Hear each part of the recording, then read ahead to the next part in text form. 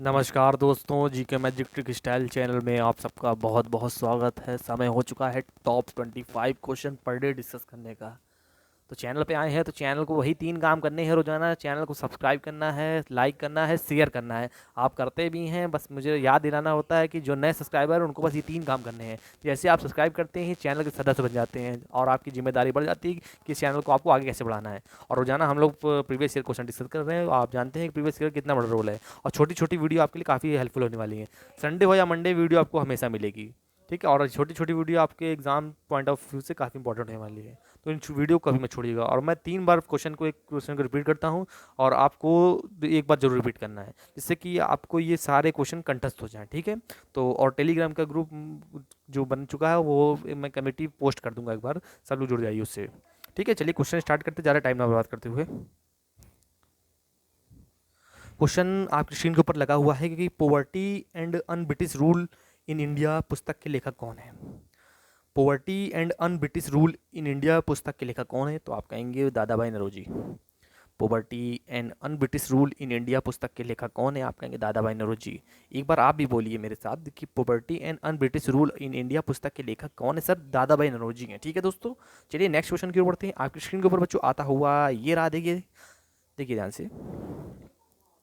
Arsenic का रासायनिक प्रतीक क्या है। आर्सेनिक का रासायनिक प्रतीक क्या है, आप कहेंगे एस।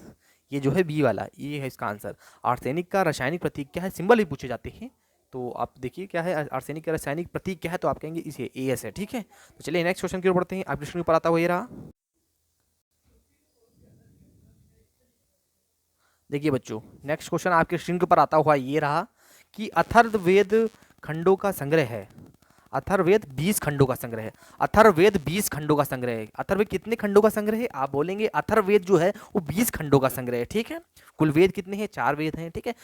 तो इस तरीके से देखिए दोस्तों, हम लोग रोजाना 25 क्वेश्चन डिस्कस करेंगे और आपके लिए काफ़ी इंपॉर्टेंट होगा। और बच्चे जो हम लोग से कह रहे हैं कि सर इंग्लिश में क्वेश्चन क्या नहीं हो पाएंगे, थोड़ा वेट करिए, सब इंग्लिश में भी क्वेश्चन आपको प्रोवाइड किए जाएंगे। और जो कह रहे थे बायोलॉजी के क्वेश्चन भी प्रोवाइड कराएंगे, वो सब आपको प्रोवाइड कराएंगे। बस थोड़ा सा वेट करिए, हम लोग कलेक्ट कर रहे हैं क्वेश्चन, वो आपको सब प्रोवाइड कराएंगे। ये नहीं कि कुछ हवा में करा दी जाएंगी, आपको सब इंपॉर्टेंट कराए जाएंगे जो आपके एग्जाम से आए हैं, बिल्कुल, ठीक है। नेक्स्ट क्वेश्चन की ओर बढ़ते हैं। ये क्वेश्चन हो गया ना, अथर्ववेद। अथर्ववेद में 20 खंडों का संग्रह है, ठीक है। नेक्स्ट क्वेश्चन आपकी स्क्रीन पर बच्चों ये रहा कि CH3CH2OH सूत्र वाले यौगिक नाम क्या है। CH3CH2OH सूत्र वाले यौगिक का नाम क्या है, तो आप कहेंगे इसका है एथनॉल। याद रखिएगा फॉर्मूला CH3CH2OH। CH3CH2OH वाले सूत्र का यौगिक नाम क्या है, आप कहेंगे एथनॉल है, ठीक है। तो याद रखिएगा। नेक्स्ट क्वेश्चन की ओर बढ़ते हैं, ठीक है। आपकी स्क्रीन पर आता हुआ ये रहा, देखिए बच्चों, देखिए। मार्शल आर्ट डंबे किस महाद्वीप से संबंधित है। मार्शल आर्ट डंबे किस महाद्वीप से संबंधित है, आप कहेंगे मार्शल आर्ट डंबे जो है अफ्रीका महाद्वीप से संबंधित है। मार्शल आर्ट डंबे किस महाद्वीप से संबंधित है, आप कहेंगे मार्शल आर्ट जो डंबे है वो अफ्रीका महाद्वीप से संबंधित है, ठीक है। डंबे पूछा जाएगा मार्शल आर्ट किस महाद्वीप से संबंधित है, आप कहेंगे अफ्रीका महाद्वीप से संबंधित है, ठीक है। डंबे आप कहेंगे अफ्रीका महाद्वीप से संबंधित है। नेक्स्ट क्वेश्चन की ओर बढ़ते हैं आपकी स्क्रीन पर। देखिए नेक्स्ट क्वेश्चन आपकी स्क्रीन के ऊपर आता हुआ ये है, क्वेश्चन नंबर 6। डैश में स्थित भगवान अयप्पा के पवित्र उपवन में मकरविलक्कू उत्सव मनाया जाता है। तो डैश में स्थित भगवान अयप्पा के पवित्र उपवन में मकरविलक्कू उत्सव मनाया जाता है, तो आप कहेंगे कहाँ मनाया जाता है, डैश में केरल में। तो उसको फिल करिए। केरल में स्थित भगवान अयप्पा के पवित्र उपवन के मकरविलक्कू उत्सव मनाया जाता है। फिर से पढ़िए। केरल में स्थित भगवान अयप्पा के पवित्र उपवन के मकरविलक्कू उत्सव मनाया जाता है, ठीक है। नेक्स्ट क्वेश्चन की स्क्रीन के ऊपर बढ़ते हैं। आपकी स्क्रीन पर आता हुआ ये रहा, देखिए ध्यान से, देखिए ध्यान से देखिए, बिल्कुल एक मिनट। पेट्रोलियम में मौजूद निम्नलिखित में से कौन सा यौगिक आंतरिक दहन इंजनों और रिफाइनरियों के कुछ हिस्सों में जंग का कारण बन सकता है। पेट्रोलियम में मौजूद निम्नलिखित में से कौन सा यौगिक आंतरिक दहन इंजनों और रिफाइनरियों में कुछ हिस्सों में जंग का कारण बन सकता है। क्या वो सोडियम है, बिल्कुल नहीं। क्या वो पोटेशियम है, बिल्कुल नहीं। क्या कैल्शियम है, बिल्कुल नहीं। तो वो क्या है, आप कहेंगे वो सर सल्फर है। क्या है वो, आप कहेंगे सल्फर है। देखिए ध्यान से, ठीक है। कि पेट्रोलियम में मौजूद निम्नलिखित में से कौन सा यौगिक आंतरिक दहन इंजनों और रिफाइनरियों में के कुछ हिस्सों में जंग का कारण बन सकता है, वो है सर सल्फर। सल्फर है, ठीक है। नेक्स्ट क्वेश्चन की ओर बढ़ते हैं, देख लीजिए आंसर आप। आयोग के द्वारा माने हुए आंसर आपके सामने लगे हुए हैं। नेक्स्ट क्वेश्चन की ओर पढ़ते हैं। आपकी स्क्रीन के ऊपर आता हुआ ये रहा बच्चों, भारत का चुनाव आयोग देश में स्वतंत्र और निष्पक्ष चुनाव का प्रहरी है और भारतीय संविधान के तहत में इस संस्था के संबंधित प्रावधान संरक्षित है। तो बताइए किस में है, किस अनुच्छेद में है? तो आप कहेंगे 324 में है। भारत का चुनाव आयोग देश के स्वतंत्र और निष्पक्ष चुनावों का प्रहरी है और भारतीय संविधान के दायरे में इस संस्था से संबंधित प्रावधान संरक्षित है। तो ये पूछा जा रहा है कि किस अनुच्छेद में चुनाव आयुक्त है। तो कभी पूछा जाए चुनाव आयोग किस अनुच्छेद में है, तो आप बताएंगे आर्टिकल 324, 324 में चुनाव आयुक्त है। वर्तमान में चुनाव आयुक्त कौन है बताइए, कमेंट बॉक्स में जरूर बताइए। आप लोग एक एक कमेंट जरूर करा करिए, इससे क्या लगता है कि कौन कौन पढ़ रहा है। और कमेंट करके बच्चे बताते भी ऐसा नहीं है, जो करते हैं जैसे विकास कुमार यादव हैं वो सब चाहे ये बराबर कमेंट कर रहे हैं, रूपाली यादव हैं ये लोग कमेंट बराबर कर रहे हैं, तो इनका मैं धन्यवाद देता हूँ। बच्चे काफ़ी और भी जुड़े हुए हैं, नए नए बच्चे हैं वो कमेंट बराबर कर रहे हैं, तो मैं उनका धन्यवाद देता हूँ कि वो लोग वीडियो में पूरा शुरुआत से एंड तक बने रहते हैं और पूरी क्लास देखने के बाद एक कमेंट अपना पॉजिटिव रिप्लाई देते हैं। तो ऐसे आप लोग भी कीजिए। देखिए नेक्स्ट क्वेश्चन, निम्नलिखित में से क्या निष्फल भूमि बैडलैंड्स का एक मुख्य कारण है? निम्नलिखित में से क्या निष्फल भूमि बैडलैंड्स का एक मुख्य कारण है? आप कहेंगे सर उसका बैडलैंड्स का एक मुख्य कारण है मृदा अपरदन। निम्नलिखित में से क्या निष्फल भूमि बैडलैंड्स का एक मुख्य कारण है? वो कहेंगे मृदा अपरदन है। बैडलैंड्स का एक मुख्य कारण है, आप कहेंगे मृदा अपरदन है। ठीक है, तो कभी पूछा जाएगा कि निष्फल भूमि बैडलैंड्स का मुख्य कारण है, तो आप कहेंगे सर वो मृदा अपरदन है। नेक्स्ट क्वेश्चन की ओर पढ़ते हैं। आपकी स्क्रीन के ऊपर आता हुआ ये रहा,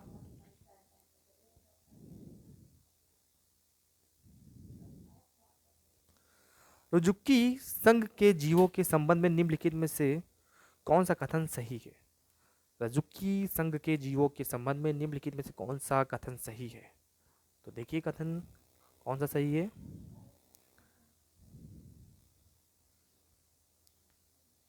क्या इसमें पक्ष गुद्दा पक्ष अनुपस्थित होती है? बिल्कुल नहीं। इसमें पृष्ठ रज्जु पाया जाता है? आप बिल्कुल सही, यही होगा इसका आंसर।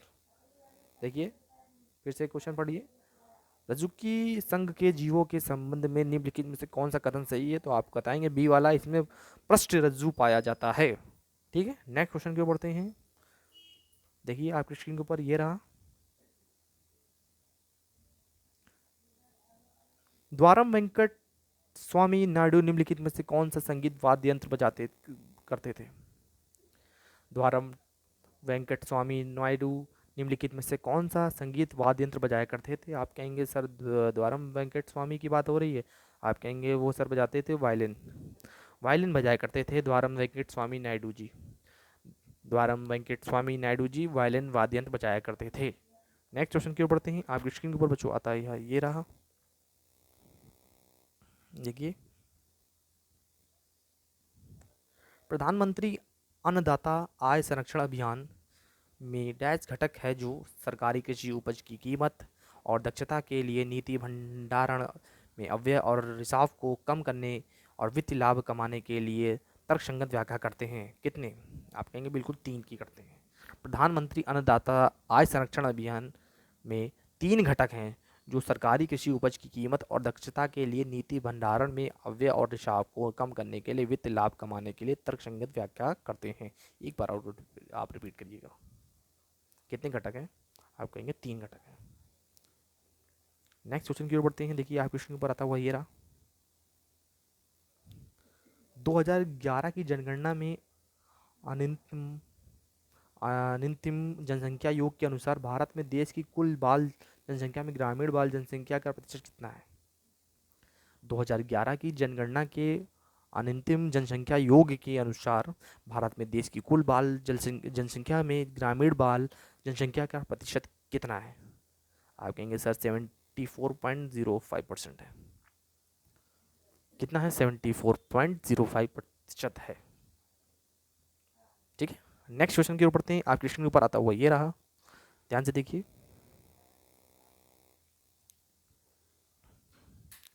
जनवरी 1931 में महात्मा गांधी की जेल से रिहाई के बाद कांग्रेस नेताओं ने भविष्य की कार्रवाई की योजना बनाने के लिए डैश में मुलाकात की। क्या इलाहाबाद में की? क्या सूरत में की? बिल्कुल नहीं। क्या लाहौर में की? बिल्कुल नहीं। क्या कलकत्ता में की? बिल्कुल नहीं। इलाहाबाद में की। जनवरी 1931 में महात्मा गांधी की जेल से रिहाई के बाद कांग्रेस नेताओं ने भविष्य की कार्रवाई की योजना बनाने के लिए इलाहाबाद में मुलाकात की। ठीक है।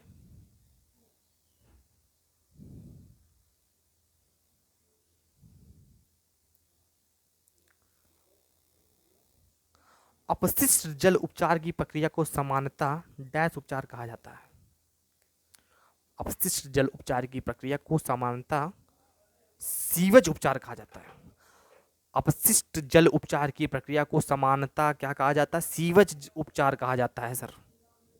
अपशिष्ट जल उपचार की प्रक्रिया को सामान्यतः सर सीवेज उपचार कहा जाता है, ध्यान रखिएगा।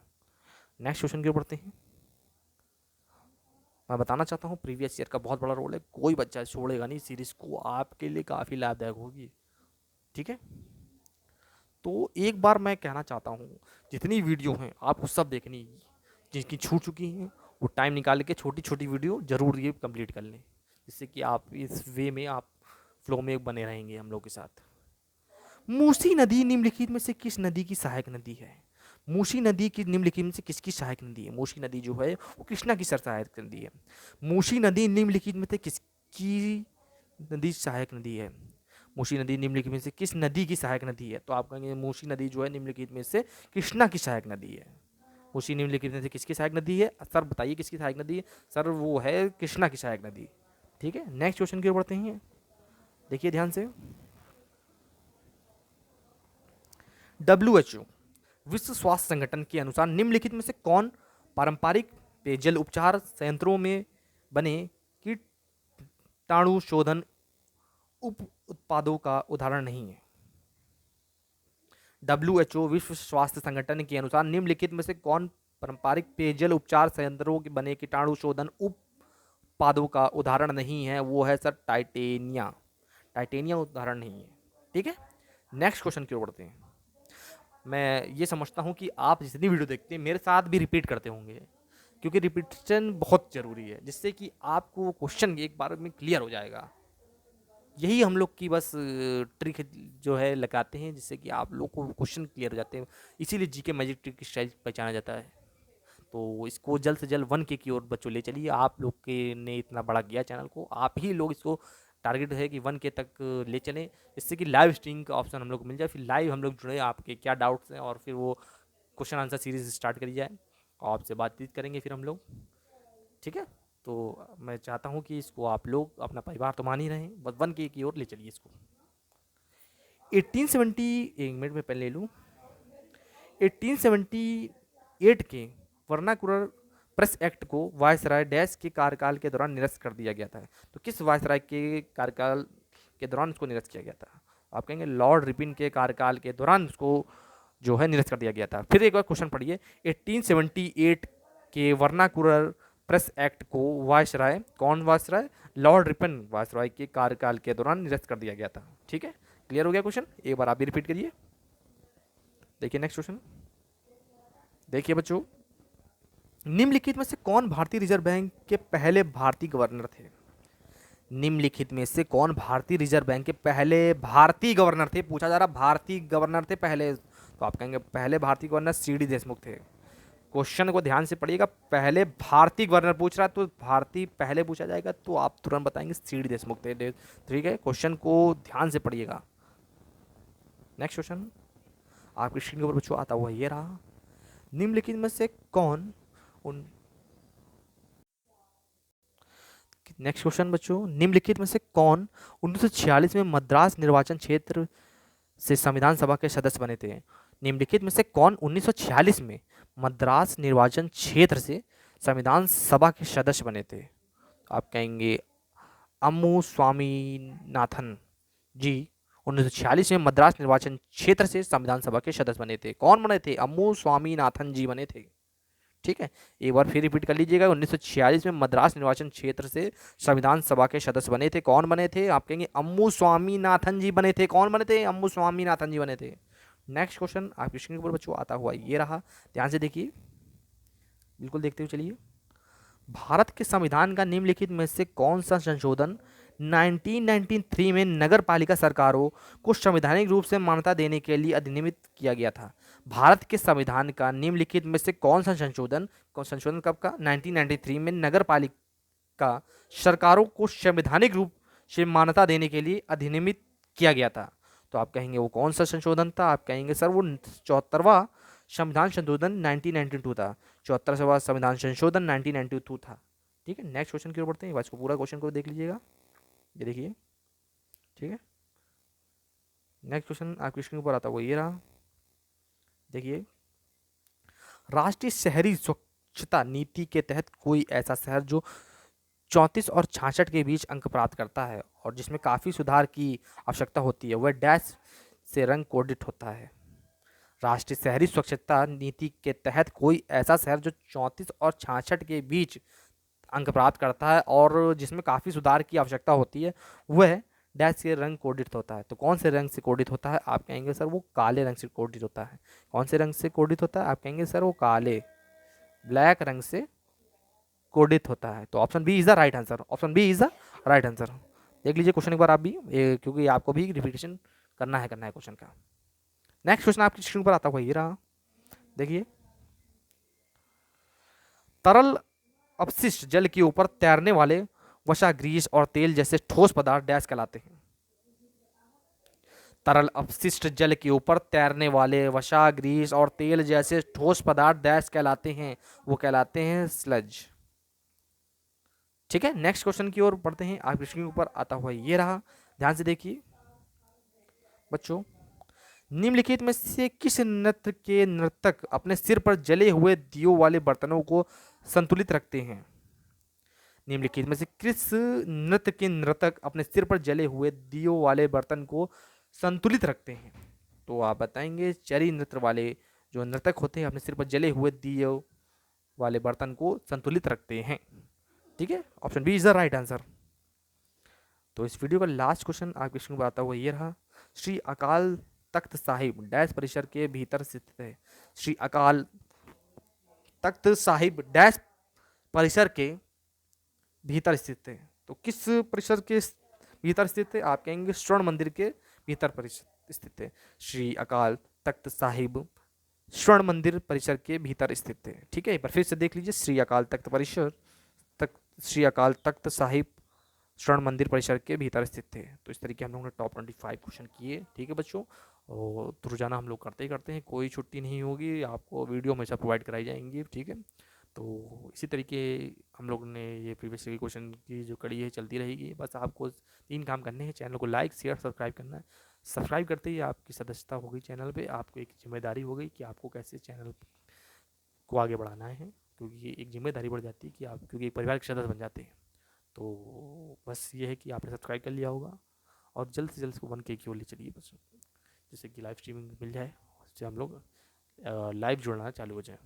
टेलीग्राम का मैं ग्रुप जो है कमेटी पे पोस्ट कर दूंगा, टेलीग्राम पे जुड़ना चालू स्टार्ट कर दीजिए। ठीक है, ठीक है। तो बच्चों फिर मिलते हैं नेक्स्ट प्रैक्टिस सेट में। एक प्यार से कमेंट जरूर करिएगा कि आपकी क्या राय है, क्या आप कहना चाह रहे हैं, क्योंकि कमेंट सबके पढ़े जाते हैं, ऐसा नहीं कि कमेंट किसी के नहीं पढ़े जा रहे, कमेंट सबके पढ़े जाते हैं और सबके कमेंट का रिप्लाई भी किया जाता है। ठीक है, तो मिलते हैं नेक्स्ट वीडियो में। ज़्यादा वीडियो बड़ी हो रही फिर। ओके।